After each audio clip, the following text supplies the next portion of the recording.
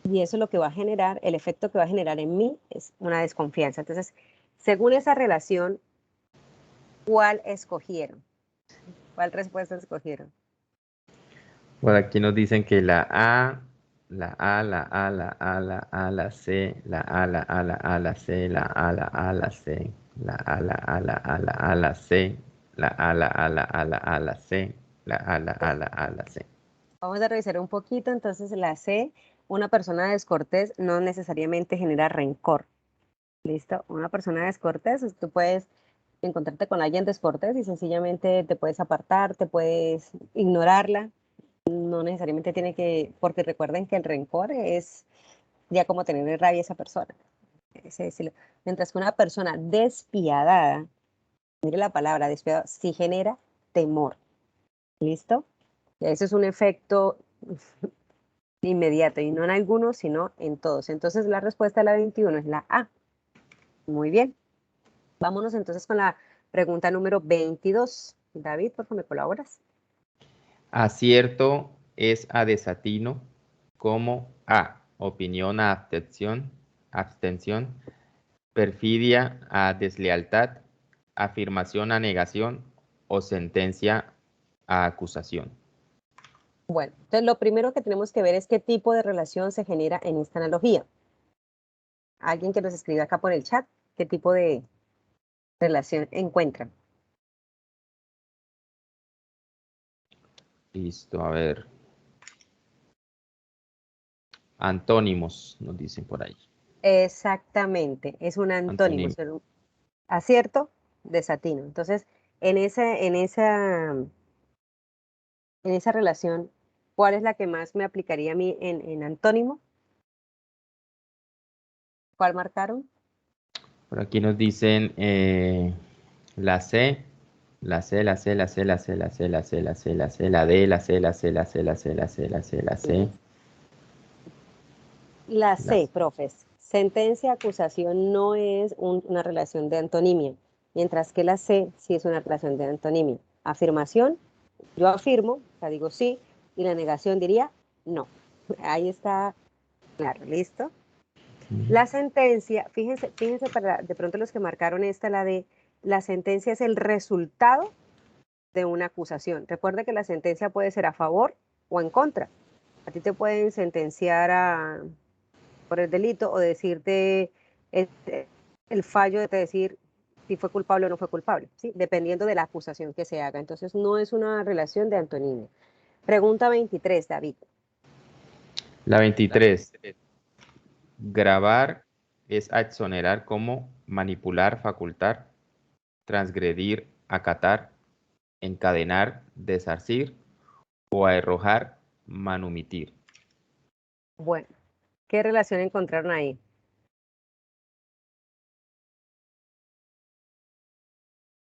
Por aquí nos dicen, el profe que está preguntando allí por las respuestas, las estoy enviando todas, profe, desde la 1 hasta donde vamos. Antonimia también, por aquí nos dicen.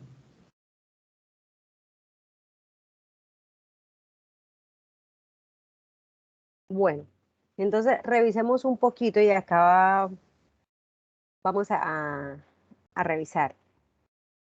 Ese grabar no es el de grabar con B, está con V, ¿cierto? Entonces, ¿qué significa la palabra grabar? Con vaca, la V. A ver, mis profes. Impuestos, imponer. Ajá, imponer. Exactamente. Nosotros, cuando se graba un carro, cuando estamos hablando de impuestos. Entonces, digamos, si cambiamos la palabra, digamos, como a imponer, exonerar. ¿Qué es exonerar?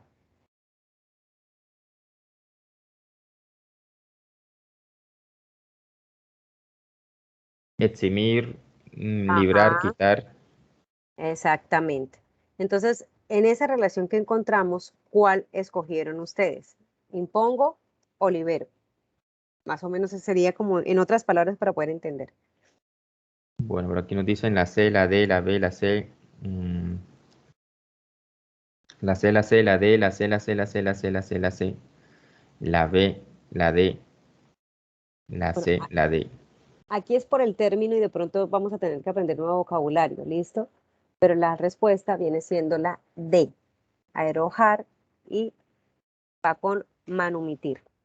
Entonces, por la relación de los dos términos. Mire que no es tan como la primerita de embustero desconfianza, ya es un lenguaje más, llamémoslo como más elevado. ¿Listo? Vámonos con la 24. Disparate, razón. Relación de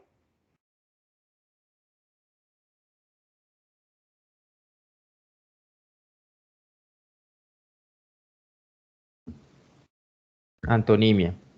antonimio. Un disparate es algo como alocado. Y la razón, pues ya es algo pensado. Entonces, ¿cuál marcaron? Aquí marcaron la D, la A, la D, la A, la D, la A, la C, la A, la A, la B, la D, la C, la A, la B, la B, la A, la A, la A, la B, la D, la A, la D, la A, la D, la A, la D, la A, la D, la A. Yo creo que se inclinaron por la D, por la palabra osadía, ¿cierto? Pero vamos a ver que la relación que aparece acá de Anthony, en esta analogía, sería temeridad con prudencia. ¿Listo? La respuesta sería la B. Aquí también tenemos otra relación de antónimos, caliente-frío. ¿Cuál sería? Ivonne, pero todas sirven, ¿cierto? Sí, porque La, viejo nuevo también.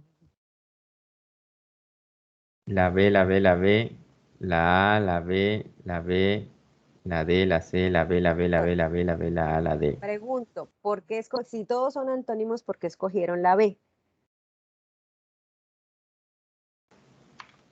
Porque caliente y frío también aparte de ser un antónimo, nos hace un antónimo de qué? De estados, ¿no? Ujú. Pues, Por del estados estado, escribieron allí. por el estado. Entonces, alegre y frío, perdón, alegre y triste también sería estado emocional, ¿no? Pero un estado. ¿Listo? Mientras que el otro tiene que ver más con cordillera, valle cordillera, tiene que ver con relieve. Entonces, esos son esos detallitos que de pronto ahorita la profe tener que aprender cómo a percibir un poquito. Entonces, de la 25 tenemos que la respuesta es la B. Ya casi terminamos, nos quedarían 5. Creo que nos ha rendido mucho más el tiempo. Sí, estos de actitud verbal, lo más larguito son las preguntas de Las comprensión lectora. lecturas. Mm. Entonces, revisemos la pregunta 26. Ustedes tienen la oportunidad de leerlas ahí, si ya las tienen o ya las respondieron. Entonces, por favor, ¿cómo ordenaron esas oraciones?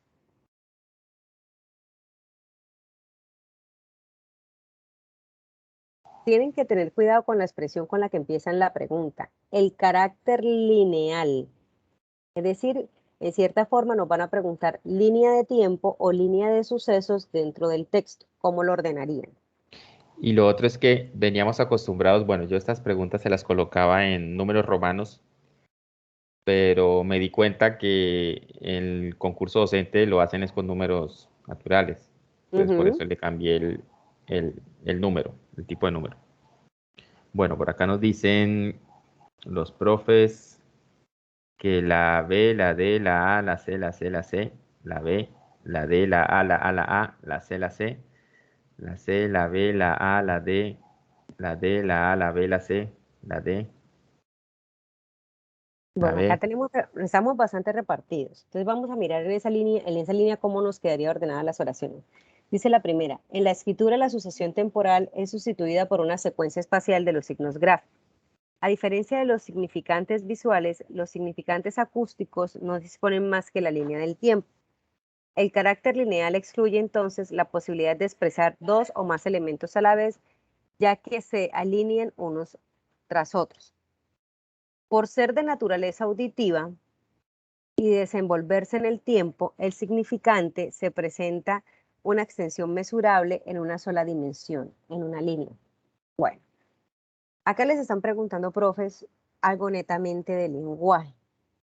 Es decir, si nosotros no conocemos a qué hace referencia cuando hablan del significante, Recuerden que en lenguaje, teoría del lenguaje, cuando habla Saussure, de pronto ustedes lo habrán escuchado, él habla que para nosotros una cosa es el significante y otra cosa es el significado. Entonces, si yo les digo a ustedes árbol, ustedes en su mente, de una vez, hacen la representación de un árbol, ¿cierto? Si yo les digo manzana, ustedes automáticamente en su imaginario ya aparece esa fruta roja o verde, jugosa, porque ese es el significante que nosotros estamos haciendo referencia. Pero eso no quiere decir que sea el significado, porque si yo estoy hablando de esa manzana, tenemos que tener el mismo punto de referencia para nosotros entender de quién estamos hablando en ese momento. Entonces, ese es un concepto de lenguaje que yo los invito de pronto a revisar, es sobre el significante y el significado, y eso es como una formulita, que significante sobre el significado me va a dar a mí la representación, etcétera, etcétera. Eh, Eso también va dentro de lo que nosotros conocemos como semiótica del lenguaje. Es en esta línea es que viene este carácter lineal. Entonces, la forma en que nosotros ordenamos el significante, si ustedes se dieron cuenta que yo les dije, si yo les digo manzana, ustedes se hacen la representación de una vez de la manzana. Quiere decir que en ese carácter el significante es de naturaleza auditiva. Por lo tanto, la primera oración que va es esa. El carácter lineal del significante, por ser de naturaleza auditiva y desenvolverse en el tiempo, el significado se presenta una extensión mesurable en una sola dimensión, en una línea. ¿Listo? Entonces empezamos con el número 4. A diferencia de los significantes visuales, que fue la representación que ustedes hicieron cuando les dije manzana, cuando les dije árbol, eso es diferente. Los significantes acústicos no disponen más que de la línea de tiempo. ¿Sí? Los visuales están ahí. Si yo les digo a ustedes hoy manzana, esa manzana va a ser la misma que ustedes dibujaron desde el preescolar, va a ser la misma que ustedes se van a imaginar cuando tengan 50, 60, 70, 80 años, va a ser la misma, el significante visual, porque no ha cambiado. Mientras que auditivamente sí hay una modificación, solo dispone del tiempo en el que se está hablando, del momento que se está diciendo. Es una explicación más desde el lenguaje. Entonces, la siguiente sería la 2. La tercera sería el carácter lineal excluye entonces la posibilidad de pensar en dos o más elementos a la vez, ya que se alinean unos con otros. De ahí es por eso es que nosotros entendemos. Cuando nosotros escuchamos y nos están diciendo algo, lo que tú escuchas ahorita con la oración siguiente se va encadenando, se va encadenando, se va encadenando y es lo que te lleva a hacer el proceso de comprensión en una conversación. Si no, quedaste perdido. Tú no puedes escuchar, y de hecho traten de hacerlo. Como es de naturaleza auditiva, tú no puedes escuchar dos ideas al mismo tiempo porque tu cerebro no procesa esas dos ideas al mismo tiempo, ¿sí? Porque tienes que hacerte la representación. Y por último, en la escritura, la sucesión temporal es sustituido por una secuencia espacial de los signos gráficos. Eso es completamente cierto. Porque si yo les digo a ustedes, escriban la siguiente oración. Mi casa es grande, eso que tú estás escuchando, lo que escuchas lo vas a sustituir por signos gráficos. ¿Y cuáles serían esos signos gráficos? Las letras. Entonces, el orden sería 4, 2, 3, 1. Yo creo que esa les está, pues, se les enredó un poquito por aquello de comprender lo que es el significante, Total, los profe. significantes visuales. Eso es el comentario común ahí en el chat. Me enredé, me perdí, no entendí, yo tampoco. Sí, se enredaron mucho en esa los profes. Necesitamos volver a explicar o para poder, no sé, es que está muy teórica, o sea, eso es lo que voy, está muy teórica desde la teoría del lenguaje. Exacto, y como hay que ordenar por coherencia, entonces si no entendemos bien el significado del significante, sí, sí de pronto Exacto. nos Entonces, enredamos. pero entonces es como una pista, sí, sí, sí, hay que reconocer que esta está para el que sepa el concepto del significante y el significado. Pero yo espero que a partir de hoy de pronto No es que seamos duchos, pero tengamos un poquito más claridad cuando entendamos eso, que el significante es de manera auditiva, ¿sí? Ay, perdón. El significante es de manera auditiva. Si yo les digo manzana, lo que ustedes están escuchando es que se hace en la representación, con lo que escuchas, el significante. Los significantes visuales son esas imágenes si yo les digo a ustedes cama, si yo les digo río, si yo les digo carnaval, automáticamente su cerebro va a traer imágenes. Esos son significantes visuales. Y signos gráficos son todos aquellos que nos permiten escribir. En el caso de nosotros, el signo gráfico es el abecedario, pero en el caso de los chinos, ellos tienen un abecedario gráfico, porque son dibujos, o los árabes, o su escritura es diferente, son signos gráficos.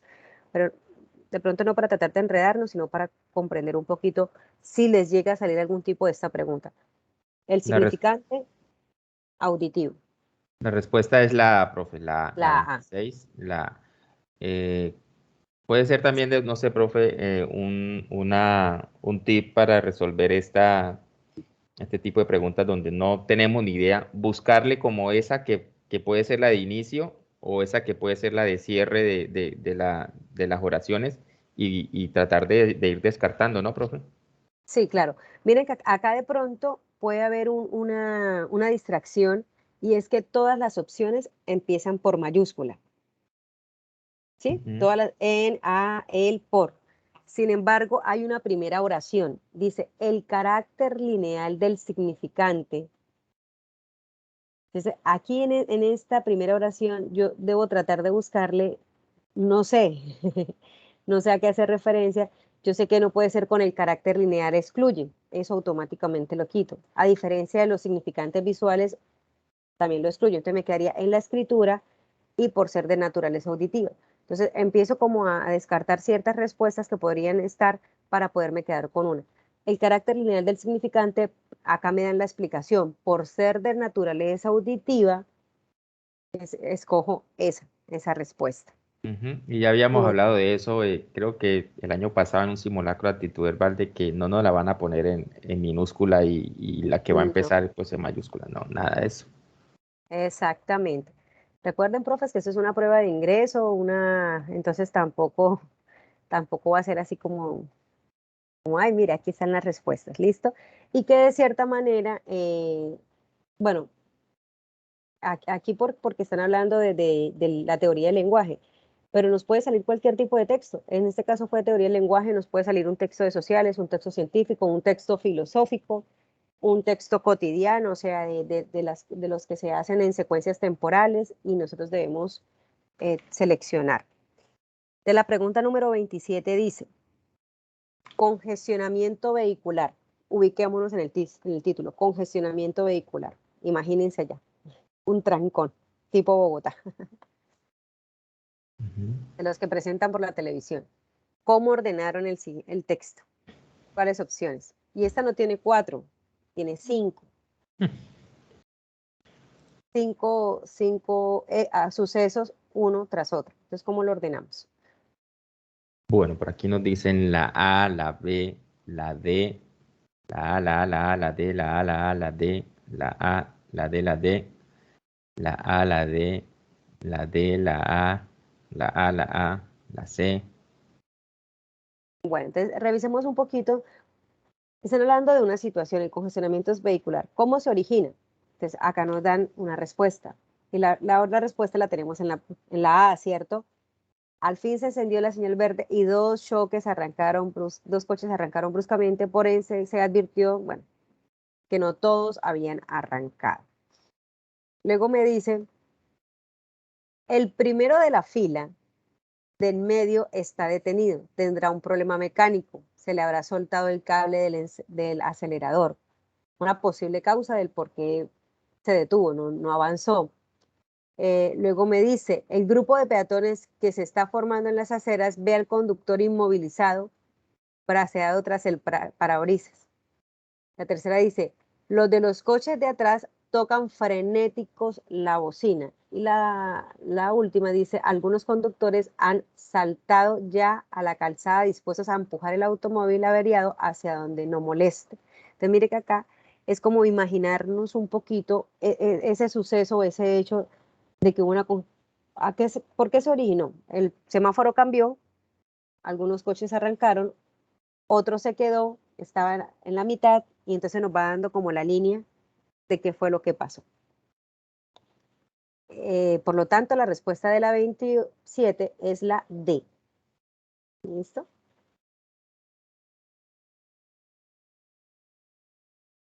Y vámonos con la última de ordenamiento de oraciones, no de palabras, sino de oraciones, que es la pregunta 28.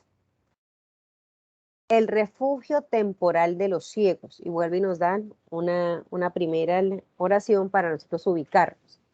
El refugio temporal de los ciegos.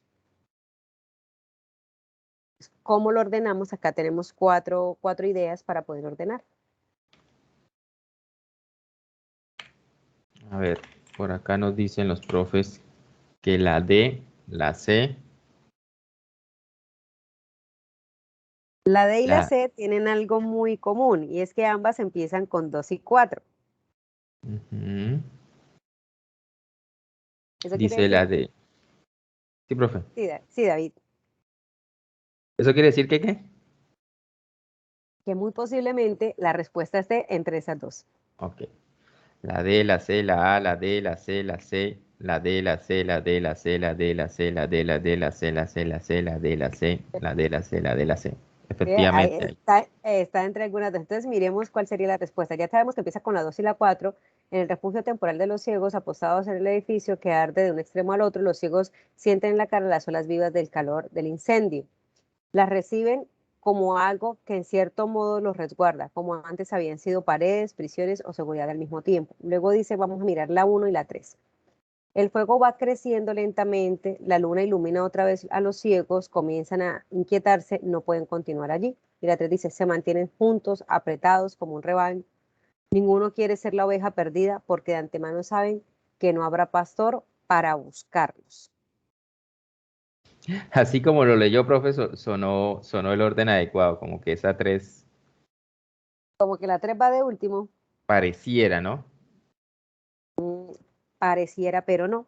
Pero Porque no. mire que hasta ahí ellos están amontonaditos, ¿cierto? Se mantienen juntos. Pero como la última, la 1, que viene siendo la última, en la respuesta de, dice, el fuego va creciendo. Hasta ese momento están todos junticos porque no se van a perder, Rosa. Dice, el fuego va decreciendo lentamente. La luna ilumina otra vez, los ciegos comienzan a inquietarse, no pueden continuar allí. Allí. Es decir, es decir que esta nos da como el final de la situación. Quiere decir que la respuesta viene siendo la D.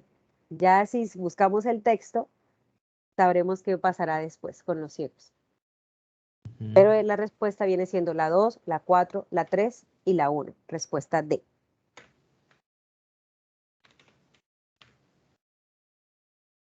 Bueno, y vamos a terminar con esas dos preguntitas, las últimas dos preguntitas, para revisar un poquito lo que yo les decía.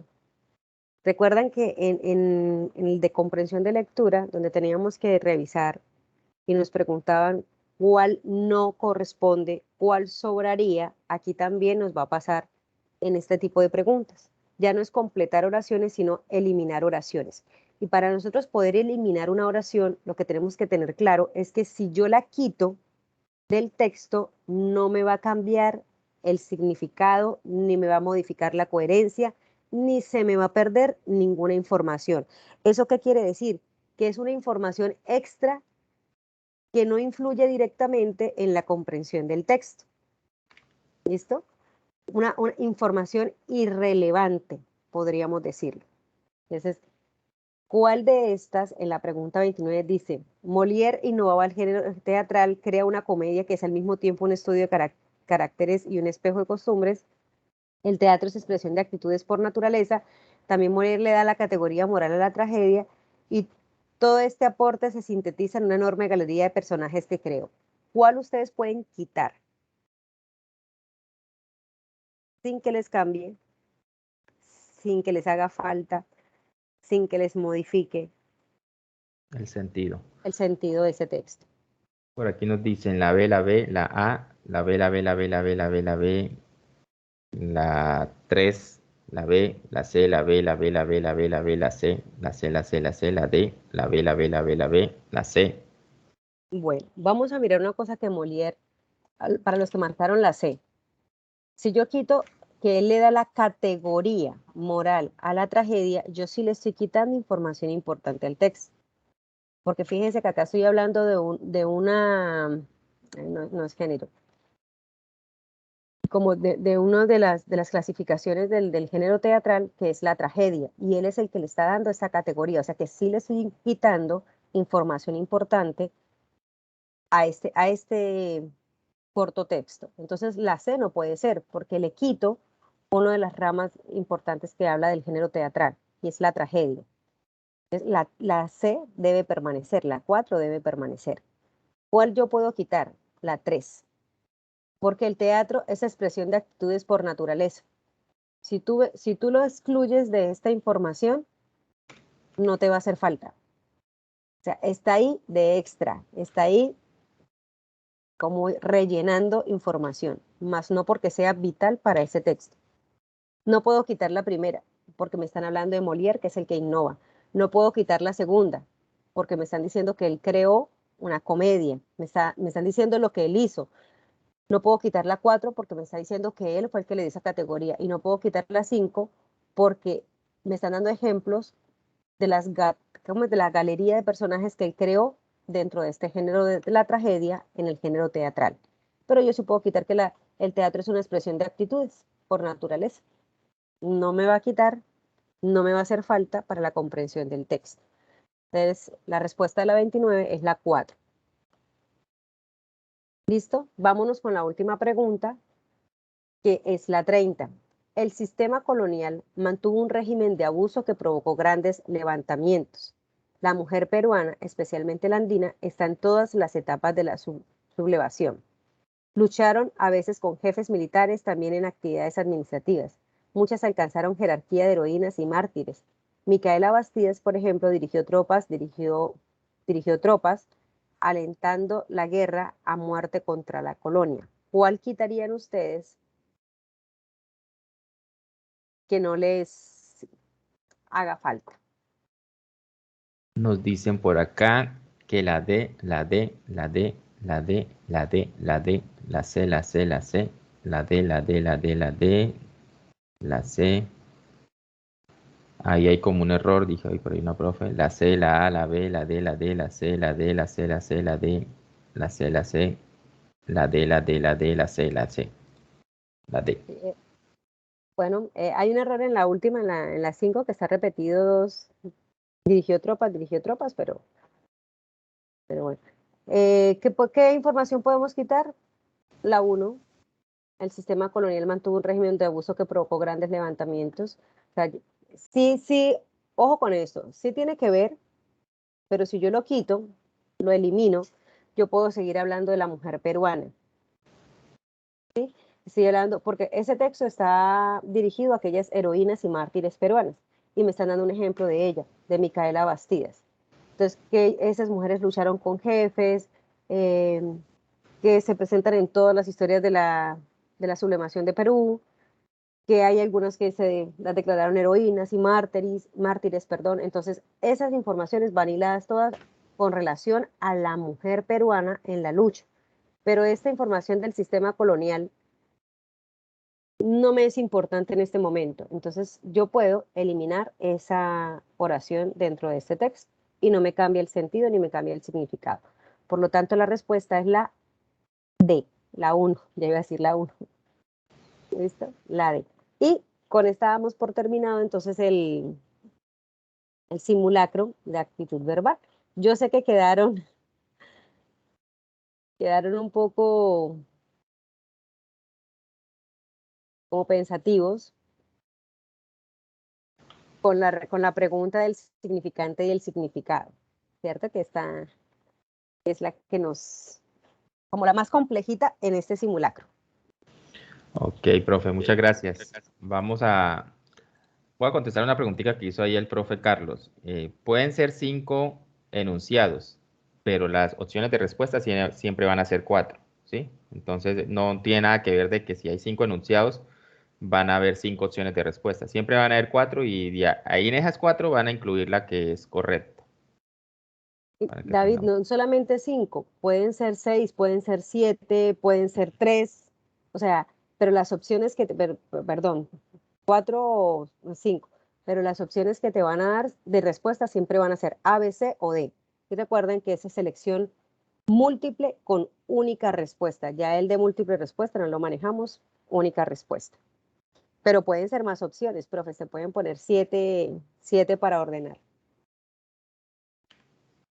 Así es, profe. Bueno, vamos a hacer una rondita de preguntas y respuestas aprovechando a la profe Ivonne, que la tenemos por aquí.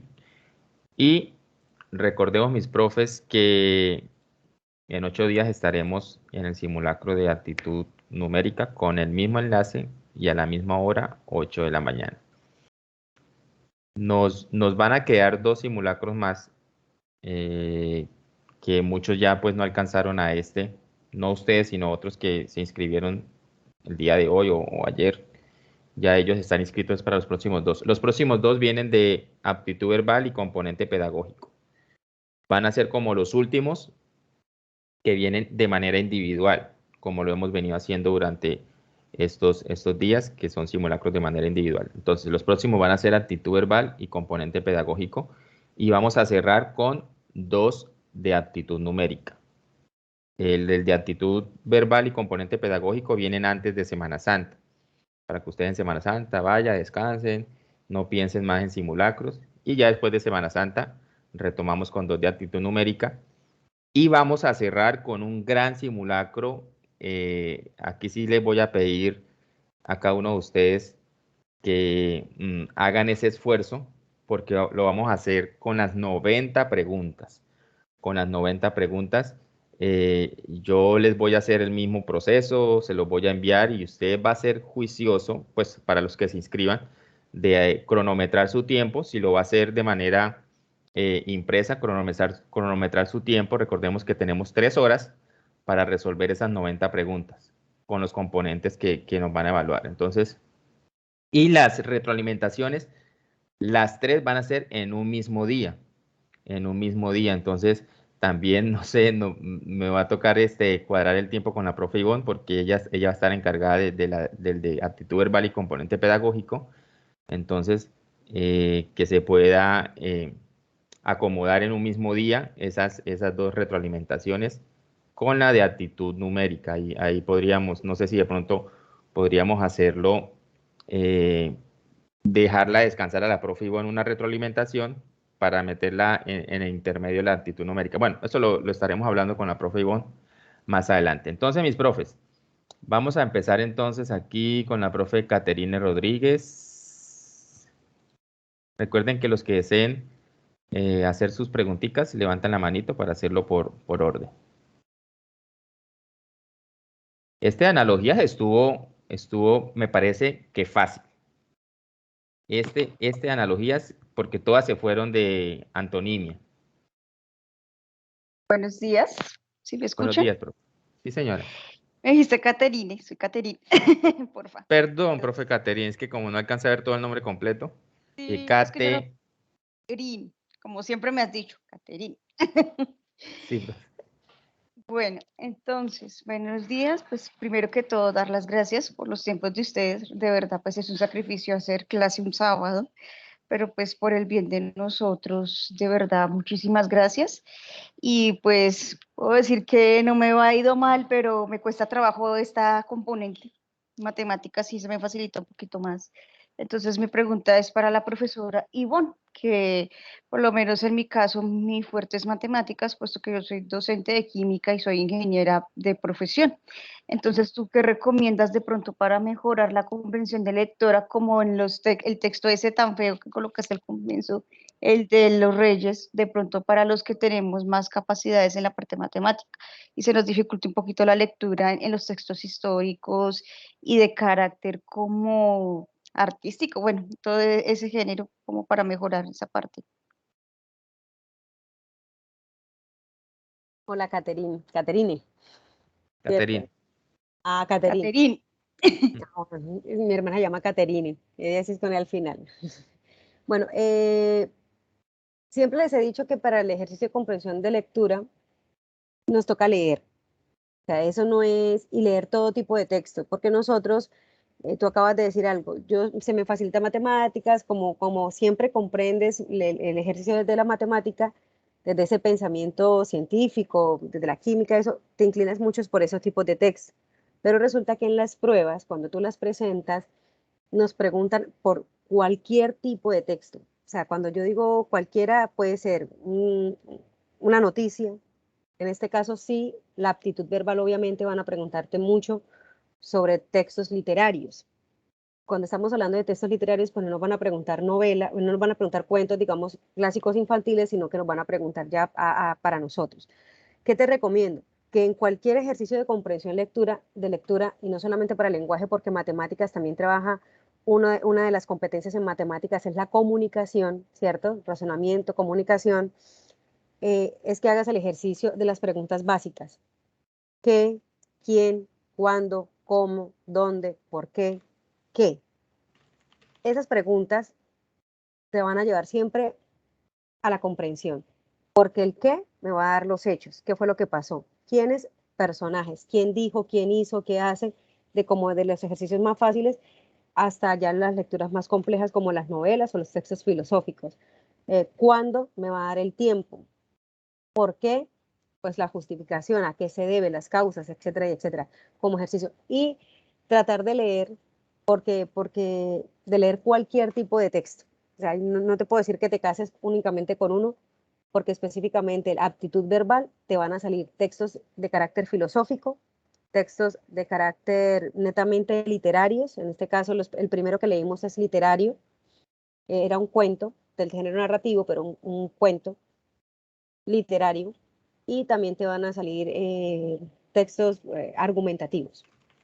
Eso es fijo para la prueba de actitud verbal. Bueno, muchísimas gracias. Pero de pronto la parte literaria, porque los filosóficos a mí sí me va muy bien. Y yo los dejo porque voy para clase de la universidad. Cuídense mucho. Listo, profe Catherine, gracias por participar. Profe Aleiro. Perdón. Profe Claudia Mendoza, tiene la mano de primero levantada, profe Claudia. Perdón, profe, no le ha permitido el micrófono. Ahora sí, profe Claudia Mendoza.